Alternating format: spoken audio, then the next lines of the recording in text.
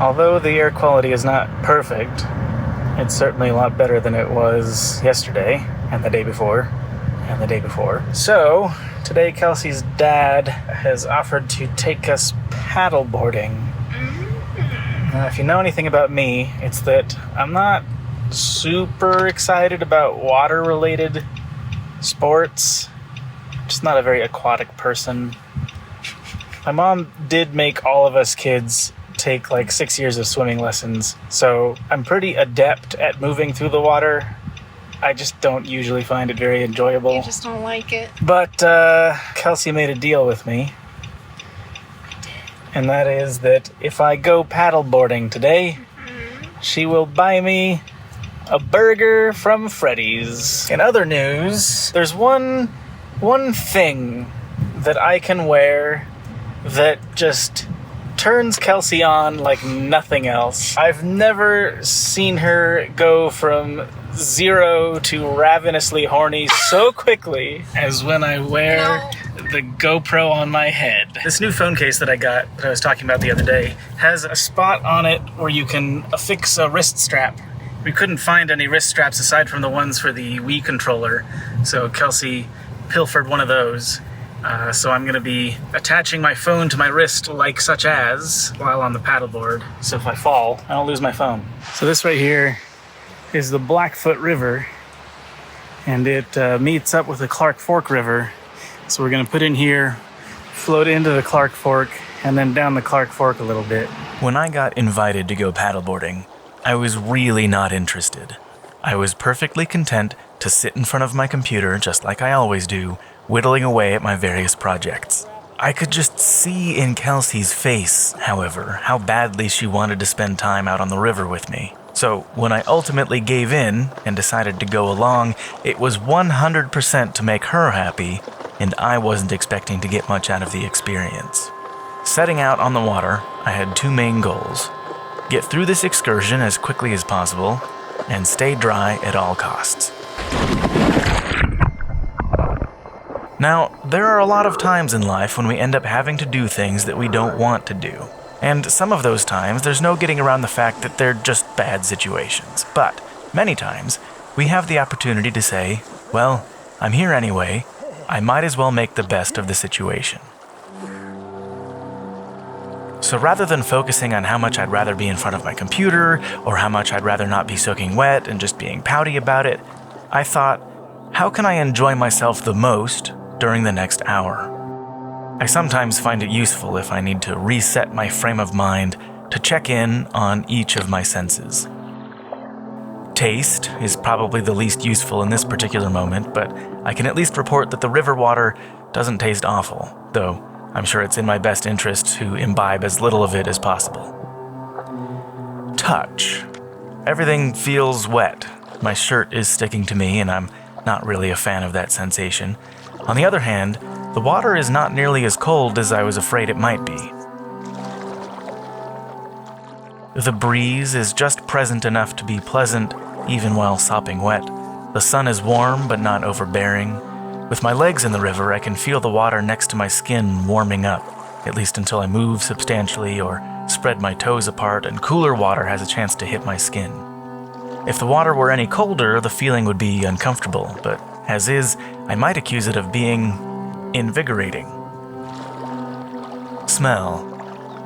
I'm now conscious of that water up the nose feeling, but even still I can make out the faint smell of campfire that the recent influx of smoke brought along with it.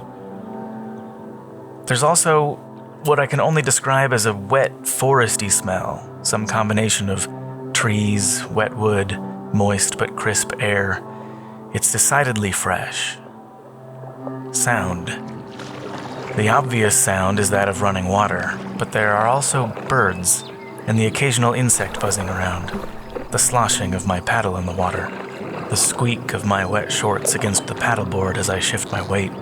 It's also obvious that I'm not floating down a river through the wilderness, but through a city.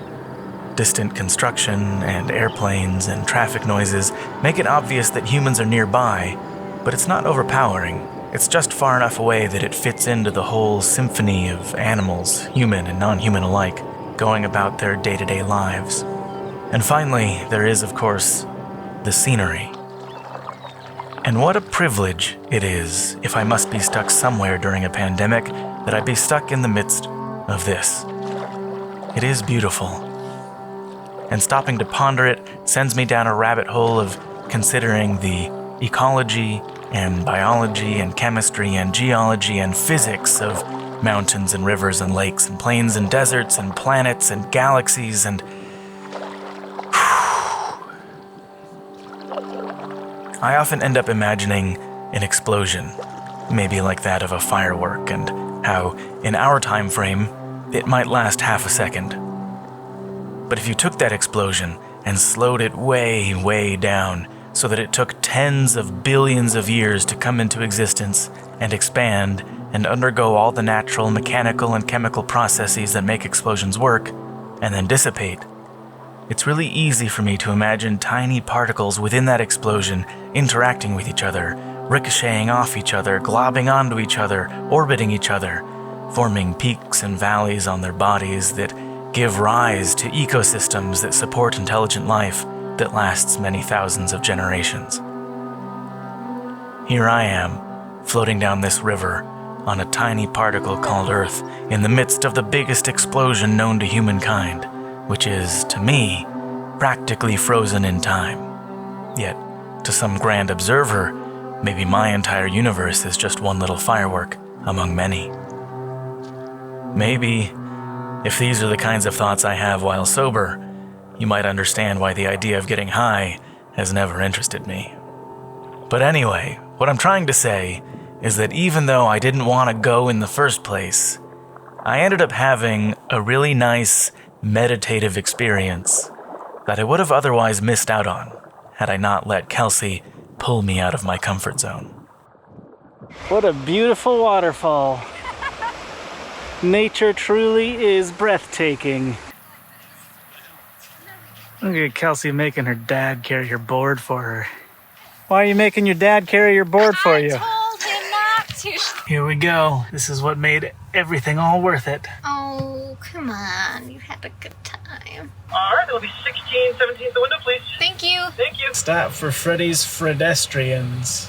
But if it's anyone else, run them over! Infowars.com! One upside to all the smoke in the atmosphere is that we've got some really nice crepuscular rays up there. Oh, baby. I guess the moral of today's story is sometimes you gotta do things outside your comfort zone, and sometimes those things end up being more enjoyable than you expected. I'm exhausted.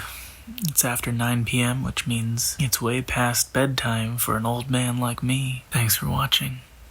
I'll see you guys next time.